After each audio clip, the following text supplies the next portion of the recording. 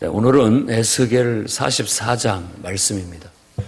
어제 에스겔 43장 말씀은 이제 동쪽 문을 통해서 여호와 하나님이 이렇게 성전으로 들어가신 그런 내용을 기록하고 있습니다. 그래서 결국 번제단에서 번제단을 봉헌하게 되고, 번제단을 봉헌한다는 것은 이제 성전의 기능이 비로소 시작된다라는 그런 의미를 갖습니다. 성전의 기능이 시작되려면 이제 그 성전을 운영할 수 있는, 관리하는 바로 제사장이나 또 레위인들의 역할이 반드시 필요하게 된 겁니다.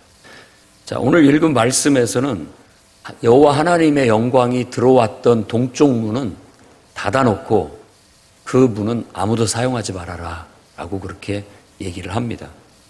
그리고 왕만 그 앞에 와서 이제 음식을 먹을 수 있다. 제사를 드렸던 음식을, 거룩한 음식을 먹을 수 있다. 1절에서 3절까지 이렇게 하나님의 영광이 들어왔던 분은 인간은 누구도 거기에 가까이해서는 안 된다라는 어떤 신성 불가침적인 그런 정신을 가르치고 있어요. 그러니까 42장부터 시작을 해서 계속 새로 회복된 예루살렘 성과 성전은 거룩함이 지켜져야 된다는 걸 강조하고 있습니다. 이전에 성이 파괴되고 성전이 파괴된 이유는 바로 그 거룩함을 지키지 못했기 때문이고, 이제 하나님께서 새롭게 세운 새 예루살렘과 새 성전은 그 거룩함이 지켜져야 된다는 걸 굉장히 강조하고 있다는 걸 알 수 있습니다. 그래서 하나님께서 임재하시고 들어온 길은 감히 사람이 출입하지 못하도록 걸어둬야 되고, 그것도 왕만 제한적으로 한 번씩 와서 조심스럽게 그 앞에서 하나님 앞에 예배하거나 혹은 기도할 수 있다는, 음식을 먹는다는 걸 그렇게 볼 수 있겠습니다. 그 다음에 이제 그 뒤에 얘기하고 있는 것은 인자야 라고 말하면서 에스겔에게 바로 그 성전 출입구, 입구 이것을 주목해서 보라고 얘기를 하는 거예요. 그러니까 성전을 출입하는 사람들의 거룩함에도 이렇게 등급이 있어가지고 그 일을 맡는 데 있어서 그 거룩함의 정도에 따라서 그 일을 맡게 된다라는 걸 보여줍니다. 그러니까 어떻게 보면 이 문이라는 거, 입구, 출입구, 누구를 출입시키고 누구를 출입시키지 말아야 할 것에 대한 구별, 거룩한 것과 속된 것을 구별하게 하고 또 부정한 것과 정한 것을 구분하게 하는 어떤, 그렇게 구분함으로써 하나님 앞에 가까이 갈수록 거룩함은 더 등급이 높아야 되고, 멀수록 등급은 이제 낮아지게 되는 것인데, 마음과 몸에 할례받지 않은 이방인들을 너희가 이 성소에 출입하게 했었다. 그래서 너희들이 이 성전을 더럽혔었다라고 말함으로써 결국은 그들을 출입하지 못하도록, 9절에 마음과 몸에 할례받지 아니한 이방인은 내 성소에 들어오지 못하게 해라 라고 그렇게 말합니다. 그러니까 이 마음과 몸에 할례받지 못했다라는 것을 강조하고 있다는 걸 우리가 알아야 됩니다. 그러니까 몸에 할례를 받은 사람은 유대인이에요. 육신적으로 유대인입니다. 그러나 유대인이라 할지라도 마음에 할례받지 못한 사람은 들어오지 못한다라고 그렇게 얘기하는 거죠. 그러니까 어떻게 보면 예수께서 니고데모에게 물과 성령으로 거듭나지 아니하면 하나님 나라 볼 수도 없고 들어가지도 못한다라는 말과도 일맥상통하는 말이라고 볼 수가 있겠습니다. 그러니까 인간적으로 우리가 누구나 다 교회를 출입할 수는 있습니다만은 진정으로 우리가 거듭나지 않으면 하나님 나라는 들어올 수도 경험할 수도 없는 곳이라는 겁니다. 그러니까 교회당 안에 아직도 마음에 할례받지 못한 자들, 진정으로 영적으로 거듭나지 못한 영혼들이 있음을 오늘날 우리도 알아야 되겠고, 그들이 정말 물과 성령으로 확실히 거듭나서 정말 자발적으로 믿음을 고백하고 온전히 자신의 인생을 하나님께 하나님께 맡기고 정말 신앙을 고백했을 때 그들이 하나님의 나라, 하나님의 임재 이런 것들을 경험할 수 있게 된다는 거 우리는 명심해야 되겠고 그렇습니다. 그러니까 물과 성령으로 거듭난 확실히 믿음이 있고 구원의 확신이 있는 자들이 하나님 나라를 경험할 수 있고 하나님의 다스림과 성령의 임재 속에서 살아갈 수 있게 되는 것이고요. 그 다음에 이제 레위인과 제사장의 등급을 나누어서 얘기하고 제사장의 무리들이 그러니까 레위인들의 무리들이 해야 할 일을 제한적으로 얘기를 하고 있습니다. 성전을 지키고 성전 안에 수종드는 일을 맡아서 하고 제사장은 이제 그보다 더 중요한 하나님 앞에 나아가는 그런 역할을 맡게 된다라고 말하는데 이 제사장의 무리는 사독의 자손으로 제한을 합니다. 왜냐하면 그들은 끝까지 하나님 앞에 거스르지 않고 불순종하지 않고 자신들의 역할, 자신들의 위치, 자신들의 신분을 지켰다라고 해서 사독의 자손들을 특별히 더 거룩하게 보고 그들이 그 제사장의 역할을 감당할 수 있도록 그렇게 만들게 되는 겁니다. 교회 안에서도 이제 항상 그렇습니다. 예수님이 사역하셨을 당시에도 예수님을 많이 따라다니는 군중들이 있었죠. 근데 그 군중들을 향해서 예수님은 나를 따르려거든 제자가 되라 이렇게 얘기를 하는 거죠. 부모나 십자가를 지고 나를 따르라.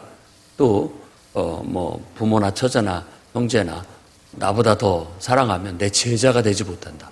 이 말은 많은 불특정 다수의 군중들에게 제대로 믿으려면 제대로 믿는 사람이 되라 이렇게 헌신을 요구하는 겁니다. 하나님을 한번 믿어볼까? 교회를 나오거나 또 그냥 인간적인 관계나 친분 관계 때문에 교회를 나오거나 이런 모든 사람들을 향해서 항상 제자 훈련을 받아서 진짜 제자가 되라. 거듭나서 제자가 되라. 이렇게 나오게 하는 겁니다.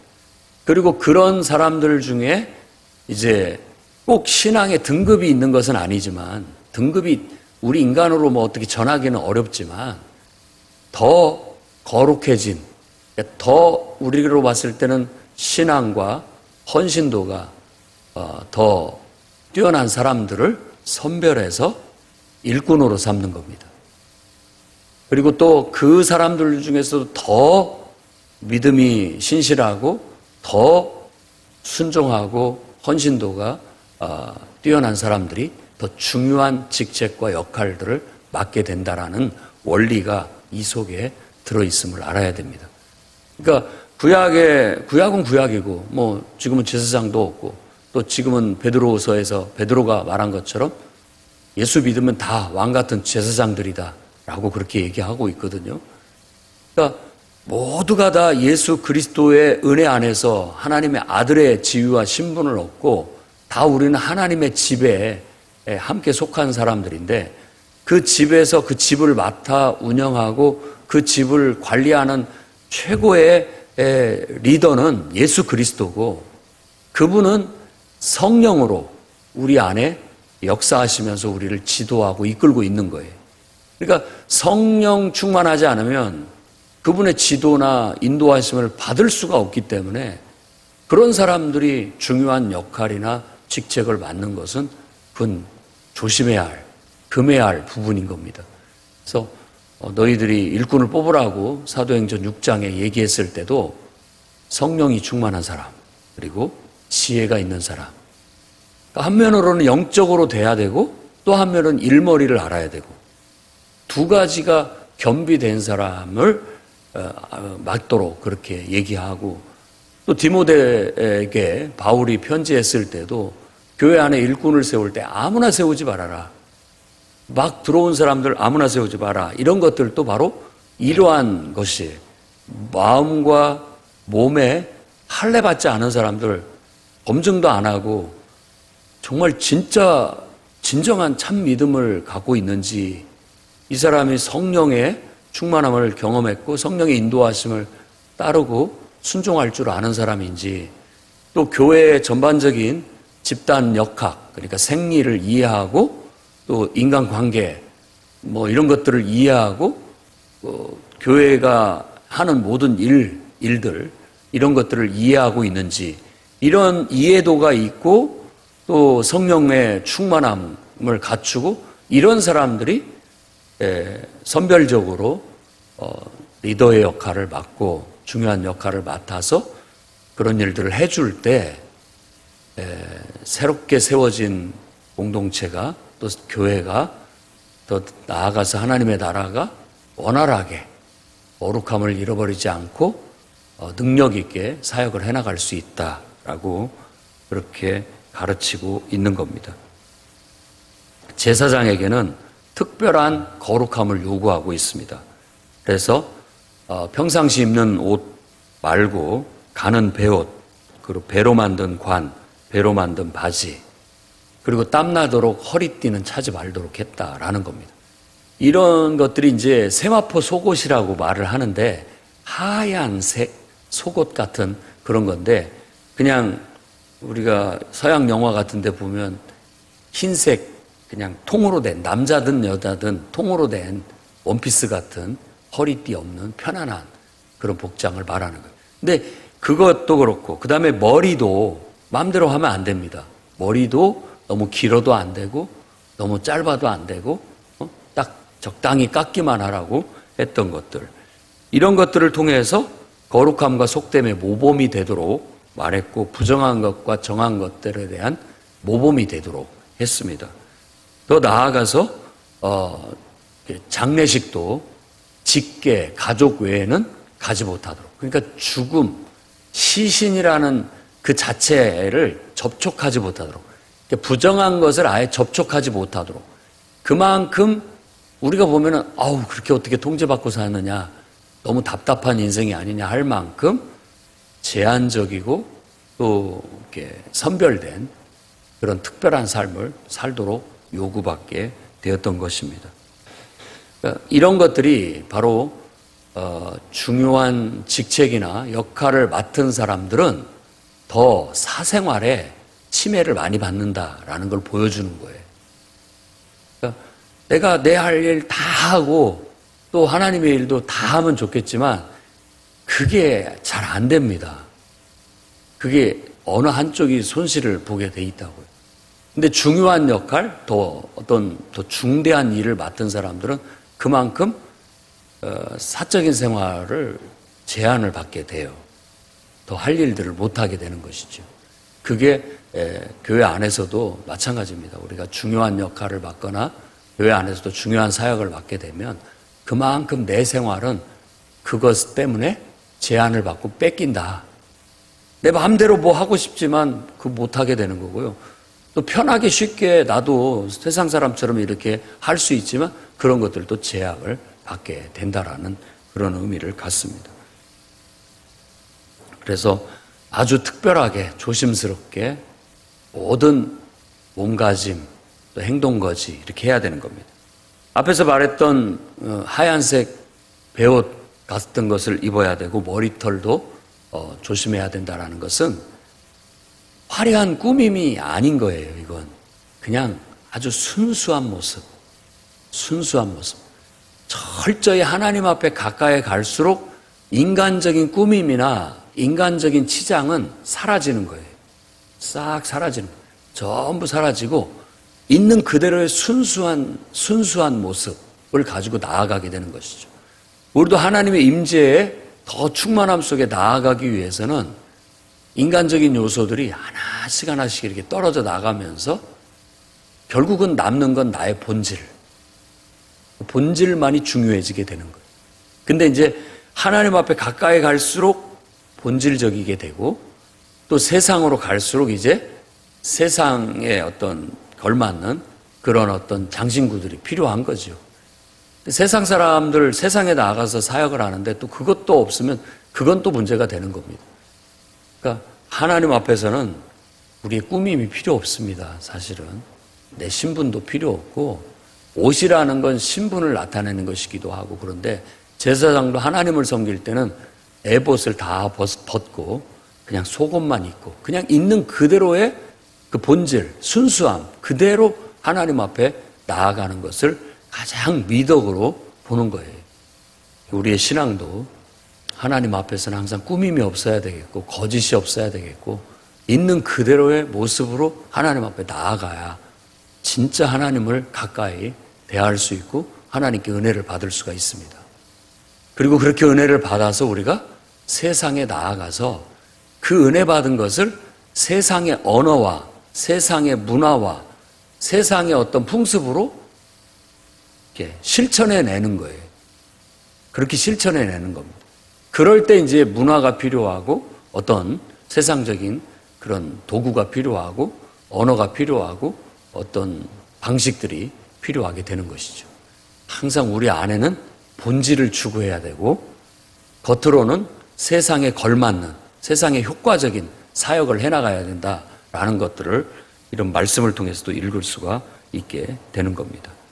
그래서 오늘 말씀을 통해서 한 두어 가지 우리가 교훈을 받습니다. 하나님과 관련된 것은 항상 하나님적이야지 세속적이면 안 된다는 것. 딱 신성 불가침이에요. 그건 인간적인 것으로 가면 안 됩니다. 항상 하나님의 순수함과 하나님의 거룩함은 유지되어져야 되고, 그 거룩함과 신성함이 나의 인격과 나의 어떤 세상의 문화에 옷을 입을 수는 있지만, 그 본질을 손상시키거나 해롭게 해서는 안 됩니다.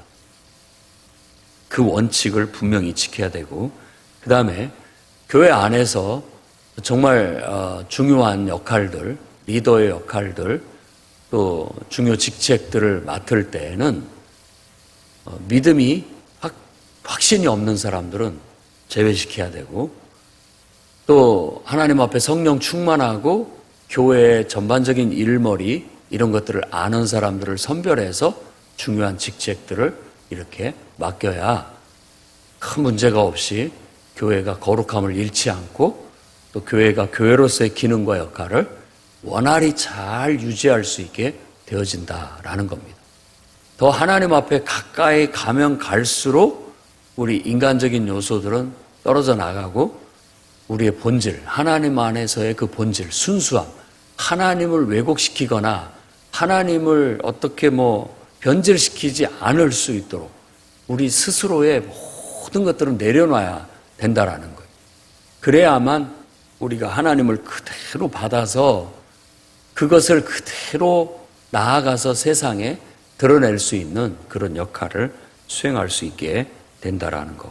이 점을 우리가 명심하고 나가야 되겠고, 더 나아가서 우리가 거룩한 것과 속된 것의 구별과 부정한 것과 정한 것의 분별을 제사장을 통해서 모범이 되게 한 것처럼 교회 안의 직분자들이나 또 사역자들, 리더들은 항상 거룩함의 모범을 보여야 됩니다.